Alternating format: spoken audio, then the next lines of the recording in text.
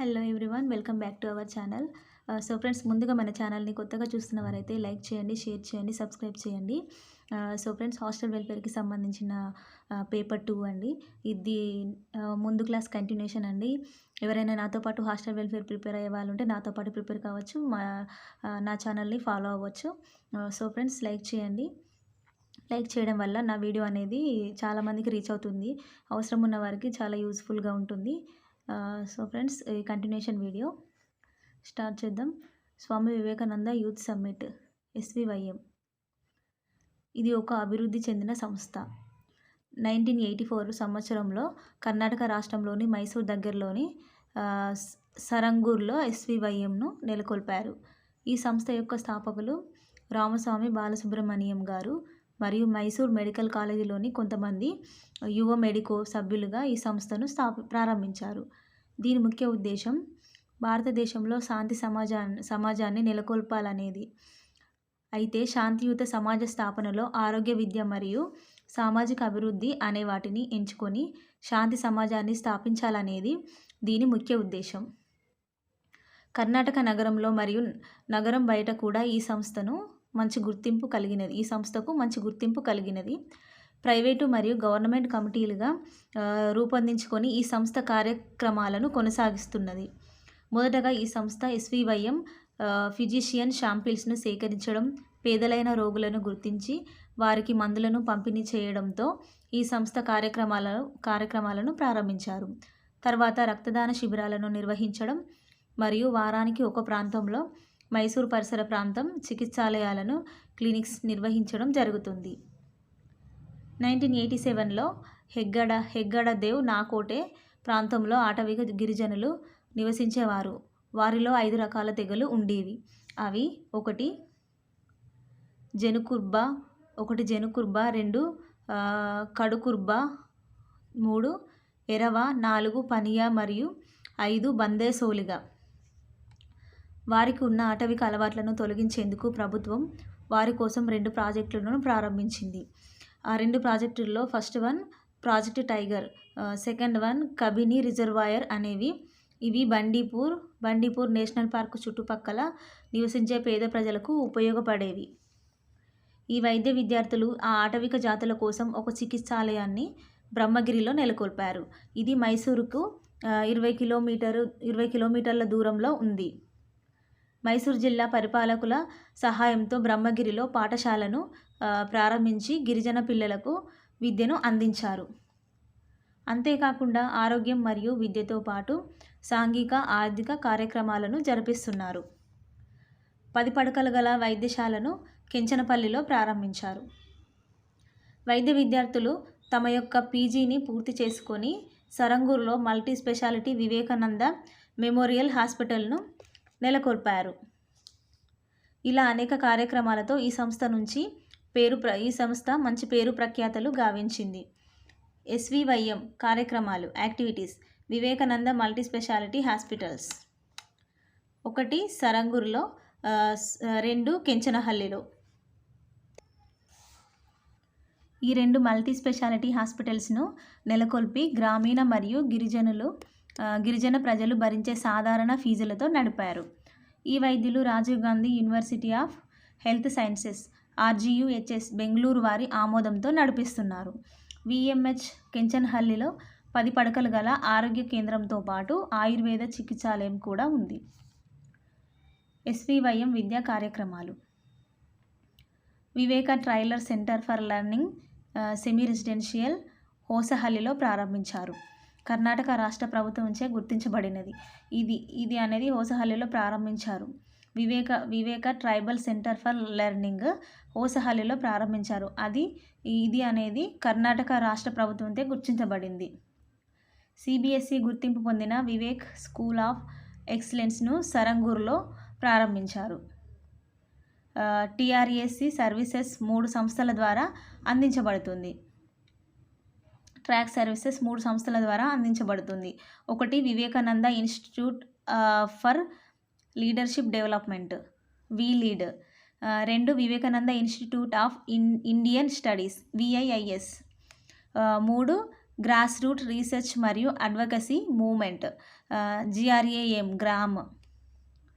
మైసూర్ యూనివర్సిటీచే గుర్తింపు పొంది డెవలప్మెంట్ మేనేజ్మెంట్లో PG ప్రోగ్రాం అందిస్తున్నారు. గ్రామీణ యువతకు నాణ్యమైన విద్యను అందించడంలో పై 3 ప్రోగ్రాంలు ఎంతో అభివృద్ధిని సాధించాయి.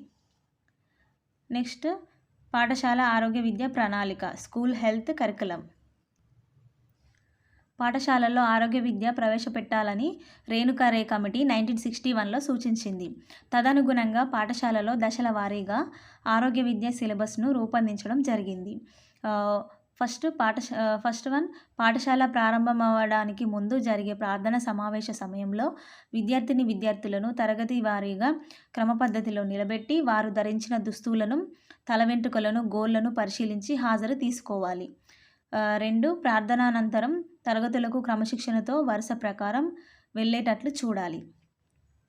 ఇదే సమయంలో కొంతమంది విద్యార్థులు ధరించిన దుస్తులను, తల వెంట్రుకలను, గోళ్లను ఉదాహరణగా తీసుకొని మంచి చెడ్డలను వివరించాలి.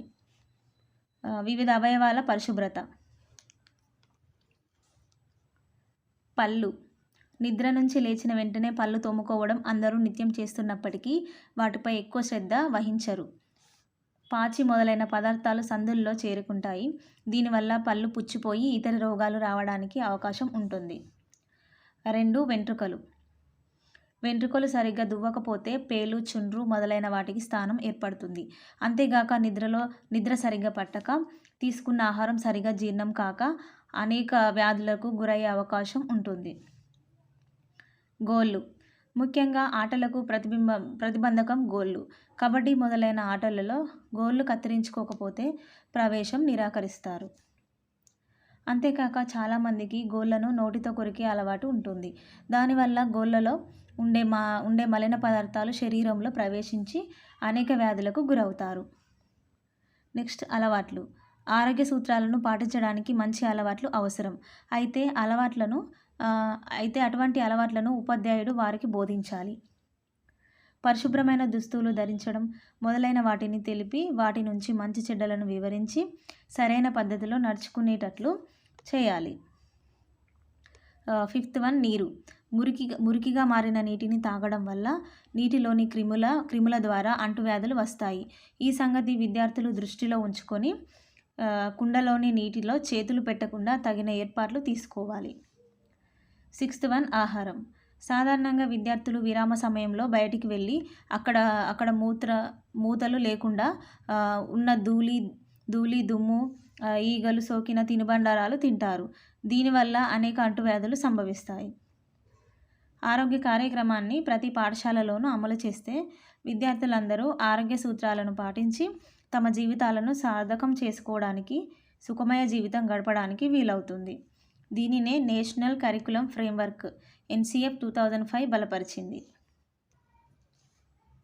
ఆరోగ్యపు అలవాట్లు మనం పాటిస్తేనే వస్తాయి, కానీ అవి వంశపారంపర్యంగా రావు. ప్రతి మానవుడు మంచి అలవాట్లను అలవర్చుకోవాలి. ఆచరిస్తూ ఉంటే అలవాట్లు మానవులో భాగమైపోతాయి. ఆహారం తీసుకునే విషయంలోనూ, మల విసర్జన, నిద్రించడం, పనిచేయడం మొదలైన విషయాలలోనూ ఒక క్రమ పద్ధతి ఉండాలి. నిర్ణీత సమయాలలో ఆయా పనులను చేయాలి. తగిన పరిమాణంలో నిర్ణీత సమయానికి ఆహారం తీసుకోవాలి. వయస్సును బట్టి నిద్రించాలి. మద్యం తీసుకోవడం, పొగ తాగడం, నల్లమందు మొదలైన దురలవాట్లను చేసుకోకూడదు. మద్యం వల్ల శరీరంలోని కణజాలాల మీద చెడు ప్రభావం కలుగుతుంది. పొగ తాగడం వల్ల అందులో ఉన్న నికోటిన్ రక్తపోటును పెంచుతుంది. మనం పీల్చే గాలి, తాగే నీరు కలుషితమైనవి గాక తాజాగా, స్వచ్ఛంగా ఉండాలి.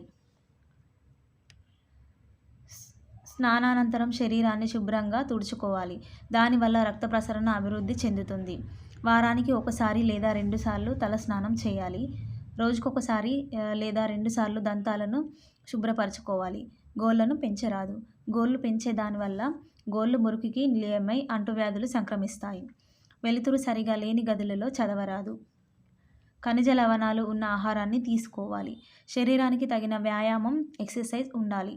దీనివల్ల కణజాలానికి రక్త సరఫరా చక్కగా జరుగుతుంది. శరీరంలో శక్తిని పెంపొందిస్తుంది. నెక్స్ట్ వ్యక్తిగత పరిశుభ్రత. విద్యార్థులు ప్రతినిత్యం ఉదయం సాయంకాలం స్నానం చేయాలి. పళ్ళను నోటిని శుభ్రంగా ఉంచుకోవాలి. ప్రతిరోజు టైముకు నిద్రపోవాలి. ప్రతిరోజు పోషక పదార్థాలతో కూడిన ఆహారాన్ని తాగునీళ్ళలో తీసుకోవాలి. ప్రతి విద్యార్థి రోజుకు 30 నిమిషాలు వ్యాయామం తప్పనిసరిగా చేయాలి. నెక్స్ట్ వాతావరణం పరిశుభ్రత. వాతావరణం లేదా పరిసరాలు అంటే నీరు, గాలి, వాతావరణం, సాంఘిక అలవాట్లు మొదలైనవి. కింద తెలిపిన అంశాలు ఆరోగ్యానికి తోడ్పడతాయి. ఫస్ట్ వన్ పారిశుద్ధ్యం. సెకండ్ వన్ గృహ పరిసరాలు పరిశుభ్రత. థర్డ్ పౌష్టికాహారం. ఫోర్త్ పరిశుభ్రమైన నీరు, గాలి. ఫిఫ్త్ ఆరోగ్యపు అలవాట్లు, ఆచారాలు, నమ్మకాలు. సిక్స్త్ వ్యక్తిగత పరిశుభ్రత. సెవెంత్ రోగనిరోధక పరిజ్ఞానం మొదలైన అంశాలను ఉపాధ్యాయుడు గుర్తుంచుకొని ఆరోగ్య విద్యను విద్యార్థులకు బోధించాలి.